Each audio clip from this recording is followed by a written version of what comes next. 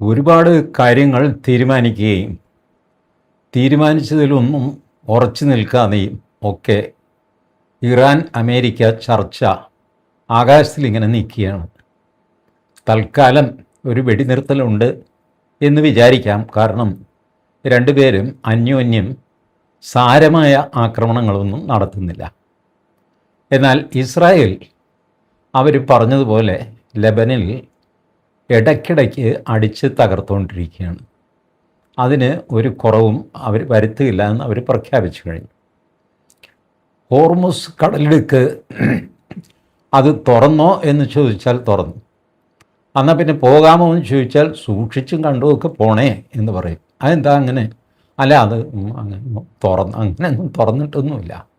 ഇത് ആർക്കും പോയി നോക്കാനും പറ്റുകയില്ല. ഈ ഹോർമുസ് അടയ്ക്കുക എന്നൊക്കെ പറഞ്ഞു കഴിഞ്ഞാൽ പലചരക്ക് കടയുടെ ഷട്ടർ ഇടുന്ന പോലെ അങ്ങനെ അടയ്ക്കുകയും പിന്നെ ഷട്ടർ തുറക്കുന്ന പോലെ തുറക്കുകയും ചെയ്യുന്ന ഏർപ്പാടല്ലേ, കടലല്ലേ. ഇതിലെന്ത് മറിമായം ആരെവിടെ ചെയ്യുന്നു എന്നുള്ളത് ആർക്കും നിശ്ചയമില്ല. ഏതായാലും തൽക്കാലം ഹോർമുസിൽ ഭാരതത്തിന് പേടിക്കാതെ സ്വന്തം എണ്ണക്കപ്പലുകൾ കൊണ്ടുവരാൻ സാധിക്കുന്നുണ്ട് എന്ന് വിശ്വസിക്കാം. കാരണം ഇന്നലെയും 3 കപ്പലുകൾ വന്നു. പക്ഷേ ഞാനിന്ന് വിഷയമാക്കുന്നത് അതല്ല. ഓർക്കാപ്പുറത്തൊരു കല്യാണം എന്ന് പറഞ്ഞതുപോലെ പെട്ടെന്നൊരു ഡീൽ UAEയും ഭാരതവും തമ്മിൽ. UAE എന്ന് പറഞ്ഞാൽ പ്രധാനമായിട്ട് അബുദാബി, ദുബായ്. ഇവർക്കാണ് ഈ ഇറാൻ യുദ്ധത്തിൽ ഏറ്റവും അധികം പരിക്ക് പറ്റിയത്. അവരുടെ ഷെയർ മാർക്കറ്റ് ഇടിഞ്ഞു, അവരുടെ ടൂറിസം തീരെ കുറഞ്ഞു, അവരുടെ എണ്ണ ഈ ശുദ്ധീകരണശാലകൾക്ക് ഇൻസ്റ്റലേഷൻസിനൊക്കെ തീപിടിച്ചു. വാസ്തവത്തിൽ കണക്ക് നോക്കിയാൽ ഇറാനിൽ നിന്ന് ഇസ്രായേലിലേക്ക് അയച്ച മിസൈലിനേക്കാൾ കൂടുതൽ മിസൈലുകൾ ഇറാൻ UAEയിലേക്ക് അയച്ചു. എന്തൊരു കഷ്ടമാണ് നോക്കണേ. UAE ഇറാന് ഒന്നും ചെയ്തില്ല. വാസ്തവത്തിൽ UAE ആരെയും ഒന്നിനും ഉപദ്രവിക്കാനോ ഒന്നും പോകാത്ത ഒരു ഏരിയയാണ്. ധാരാളം മലയാളികൾ പ്രവർത്തിക്കുന്ന രാജ്യവുമാണ്. 7 എമിറേറ്റ്സോ മറ്റോ ചേർന്ന ഒരു സംഘാതത്തിനാണ് യുണൈറ്റഡ് അറബ് എമിറേറ്റ്സ് എന്ന് വിളിക്കുന്നത്. പ്രധാനമായിട്ട് ദുബായ്, അബുദാബി എന്ന് ഓർമ്മ വെച്ചാൽ മതി. നമ്മൾ സാധാരണ മലയാളികൾ അബുദാബി, ദുബായ് എന്നാണല്ലോ പ്രയോഗിക്കുന്നത്. ദുബായ് ആണ് സാധാരണ നമ്മുടെ ഗൾഫിനെ മൊത്തം നമ്മൾ എത്രയോ കാലമായിട്ട് അയാൾ ദുബായിലാണ് എന്നാണ് പറയാറുള്ളത്. ആൾ ചിലപ്പോൾ സൗദി അറേബ്യയിലായിരിക്കും, പക്ഷേ നമ്മൾ പറയുമ്പോൾ ദുബായി പോയി വന്നു എന്നാണ് പറയുന്നത്. അത്രയ്ക്ക് പ്രശസ്തമാണ് ഈ സ്ഥലങ്ങളൊക്കെ. അപ്പോൾ ദുബായ് പെട്ടെന്ന്, അല്ലെങ്കിൽ UAE പെട്ടെന്ന് ഭാരതവുമായിട്ട് ഒരു കരാറിൽ ഏർപ്പെടാൻ പോകുന്നു. അത് ഏകദേശം എല്ലാം തീരുമാനിച്ചു കഴിഞ്ഞു. അത് നമ്മുടെ ബ്രഹ്മോസ് എന്ന മിസൈൽ വാങ്ങാനും ആകാശ് തീർ എന്ന മിസൈൽ വാങ്ങാനുമാണ്. ബ്രഹ്മോസ് ഒരു ക്രൂയിസ് മിസൈലാണ്. ക്രൂയിസ് മിസൈലിൻ്റെ പ്രത്യേകത, ബ്രഹ്മോസിൻ്റെ പ്രത്യേകത മലനിരകളിലൂടെ അതിന് പറക്കാൻ പറ്റും എന്നുള്ളതാണ്.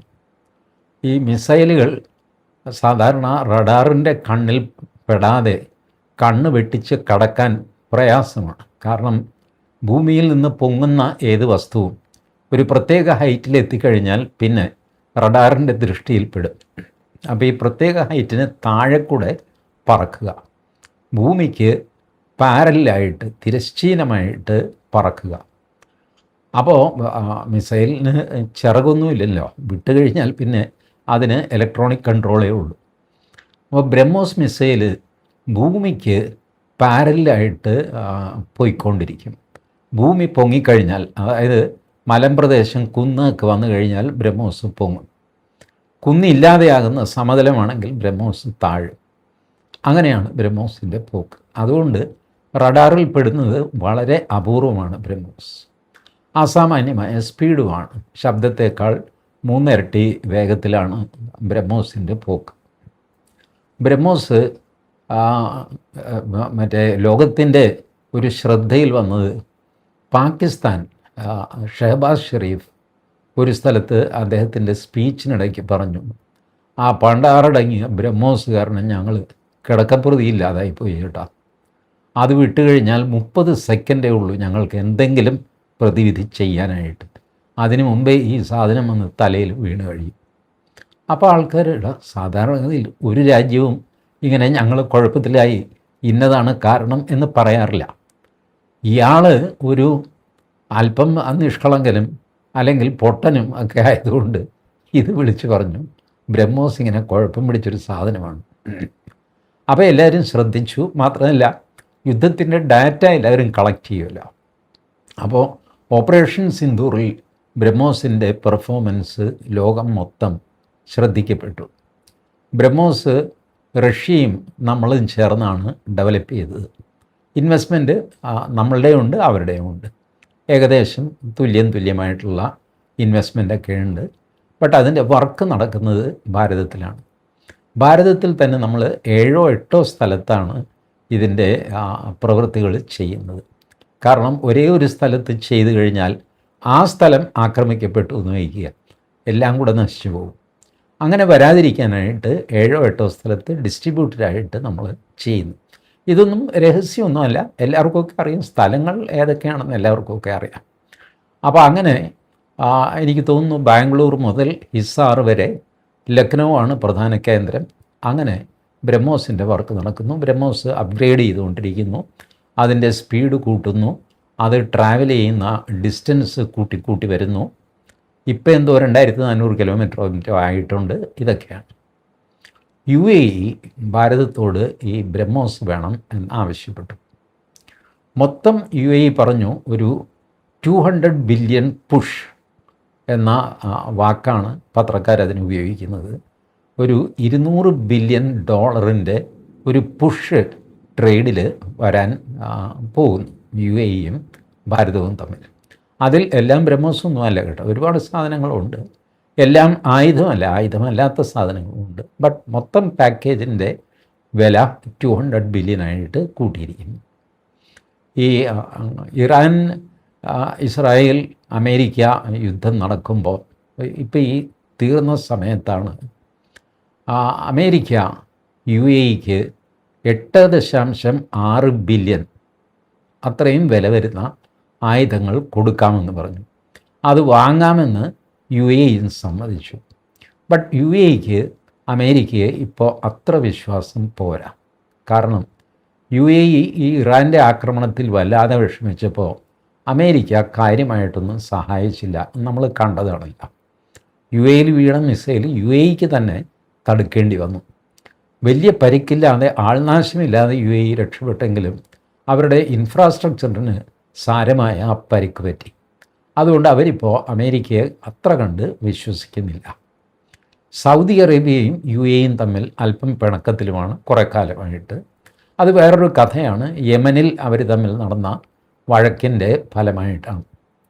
സൗദി അറേബ്യ പാകിസ്ഥാനുമായിട്ട് ഒരു ഡിഫൻസ് ഡീലുണ്ടാക്കി. നിങ്ങൾക്ക് ഓർമ്മയുണ്ടല്ലോ, മാസങ്ങൾക്ക് മുമ്പാണ്.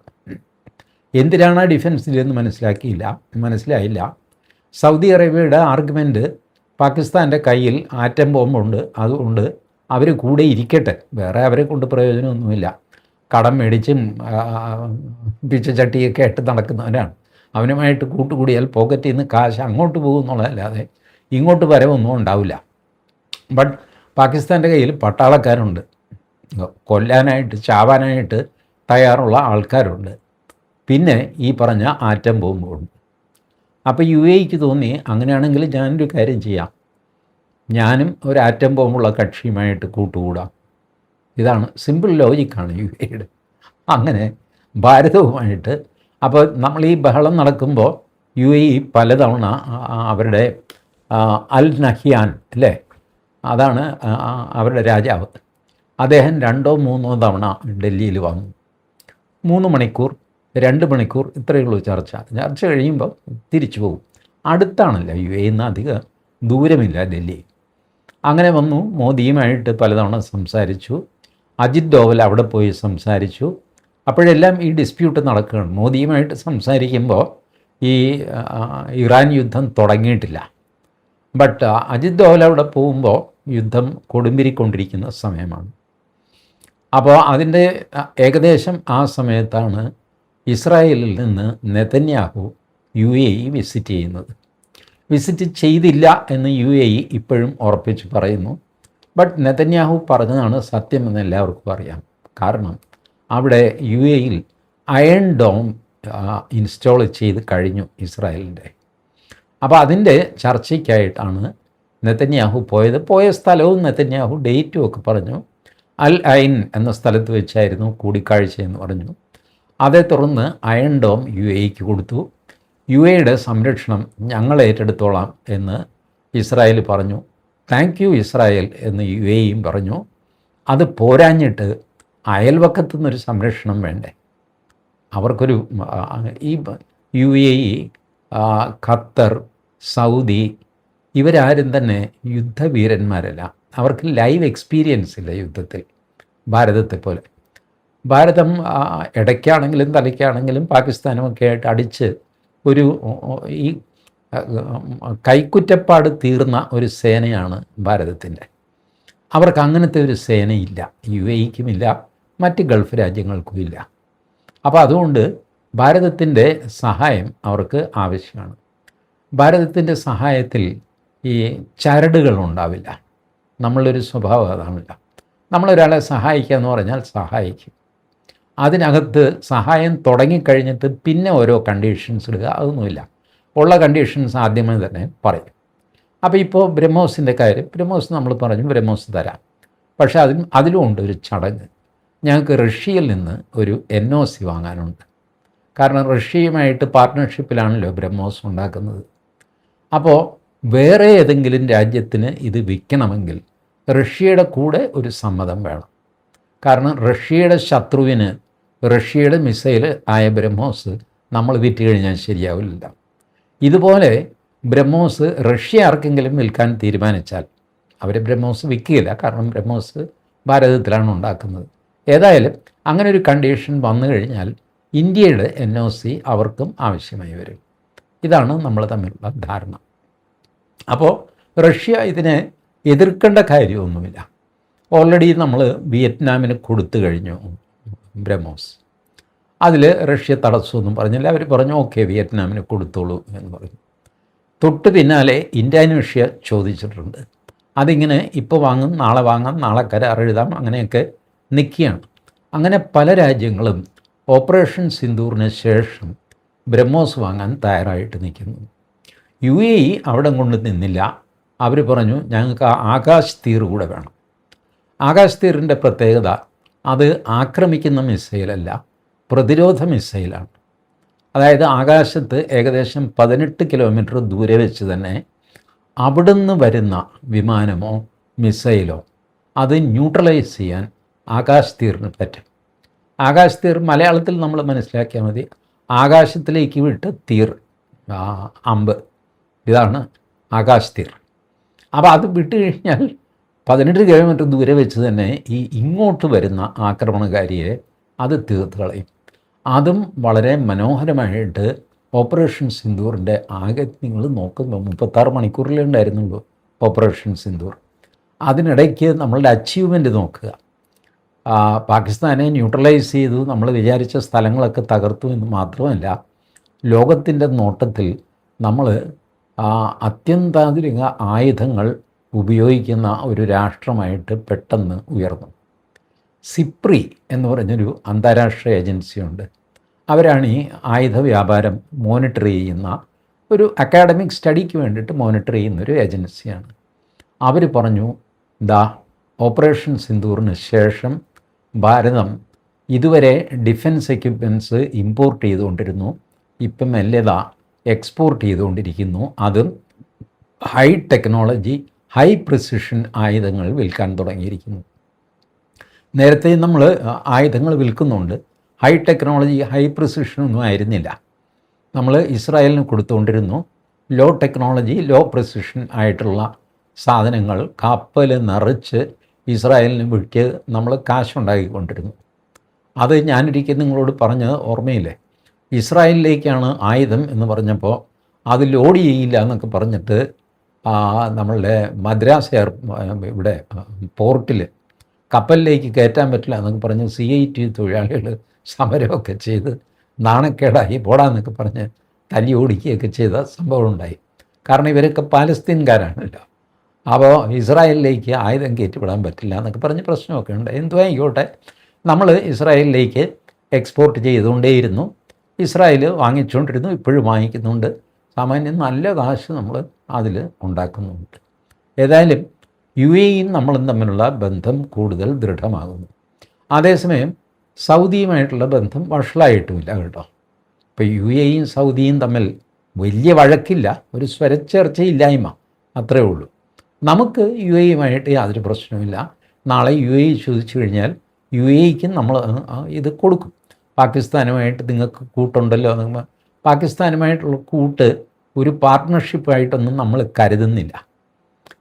സൗദിയും അത് കരുതുന്നില്ല. ഞാൻ പറഞ്ഞില്ലേ, അയ്യോ ആറ്റം ബോംബുണ്ടല്ലോ എന്ന് വിചാരിച്ചിട്ട് പിന്നെ പട്ടാളക്കാർ, ഈ ഓരോ രാജ്യവും നോക്കുന്നത് അവരുടെ ആൾക്കാർ ഒരു യുദ്ധം വന്നു കഴിഞ്ഞാൽ ചാവാതെ രക്ഷപ്പെടണം, മനുഷ്യജീവൻ റിസ്കിലാവാതെ കൊണ്ടുപോവുക. അപ്പോൾ സൗദി നോക്കുമ്പോൾ പാകിസ്ഥാൻ്റെ കയ്യിൽ ഇഷ്ടം പോലെ പട്ടാളക്കാരുണ്ട്, അവരെവിടെയെങ്കിലും യുദ്ധത്തിന് പോയിട്ട് ചാവാൻ തയ്യാറുമാണ്, കാശ് കിട്ടിയാൽ മതി. അപ്പോൾ അങ്ങനെയുള്ളപ്പോൾ അത് പട്ടാളക്കാരെ വാടകയ്ക്ക് എടുക്കുന്നതല്ലേ നല്ലത്. അങ്ങനെ എന്തോ 10,000-18,000 ആൾക്കാരെ അവിടെ കൊണ്ടുപോയി താമസിപ്പിച്ചിട്ടുണ്ട് സൗദിയിൽ. അവർക്ക് ചോറൊക്കെ കൊടുക്കുന്നുണ്ട് സൗദി. അങ്ങനെ ഒരു സെറ്റപ്പാണത്. അതൊരു വലിയ ഡിഫൻസ് പാർട്ട്ണർഷിപ്പാണ് എന്നൊന്നും നമ്മൾ കരുതുന്നില്ല. അതുകൊണ്ട് സൗദി ചോദിച്ചു കഴിഞ്ഞാൽ സൗദിക്കും നമ്മൾ ആയുധം കൊടുക്കാൻ തയ്യാറായിരിക്കും എന്നാണ് ഇപ്പോഴത്തെ സംഭവഗതികൾ സൂചിപ്പിക്കുന്നത്. ഏതായാലും നോക്ക്, ഒരു യുദ്ധം, ഇറാൻ ഇസ്രായേൽ അമേരിക്ക യുദ്ധം മൊത്തം ലോകരാജ്യങ്ങളിലെ ബന്ധങ്ങളെ തന്നെ ബാധിച്ചിരിക്കുന്നു. പുതിയ ബന്ധങ്ങൾ ഉണ്ടാവുന്നു, പഴയ ബന്ധങ്ങൾ ഇല്ലാതാവുന്നു, എന്തെല്ലാം മാറ്റിമറിച്ചിലുകൾ ഉണ്ടാകുന്നു. ഇതുകൊണ്ടാണ് സാധാരണഗതിയിൽ മനുഷ്യർ ഈ ഒരു ഇക്വിലിബ്രിയം തകരാറാകുമല്ലോ എന്ന് വിചാരിച്ചിട്ടാണ് ആളുകൾ പൊതുവെ യുദ്ധത്തിന് മടിക്കുന്നത്. യുദ്ധത്തിന് മുമ്പുള്ള ലോകമായിരിക്കില്ല യുദ്ധത്തിന് ശേഷമുള്ള ലോകം. അത് ഭൂമി ഉരുണ്ട് തന്നെ ഇരിക്കും, പക്ഷേ മനുഷ്യജീവിതങ്ങൾ, രാജ്യങ്ങൾ തമ്മിലുള്ള ബന്ധങ്ങൾ, രാഷ്ട്രങ്ങൾ തമ്മിലുള്ള പാലങ്ങൾ, ഇതെല്ലാം തകരുകയും പുതിയതുണ്ടാവുകയും ഒക്കെ ചെയ്യും. അത് യുദ്ധത്തിൻ്റെ അനിവാര്യതയാണ്. ഏതായാലും നമ്മളെ സംബന്ധിച്ചിടത്തോളം സംഭവിച്ചതെല്ലാം നല്ലതിന് എന്ന് വേണം പറയാൻ. Thank you.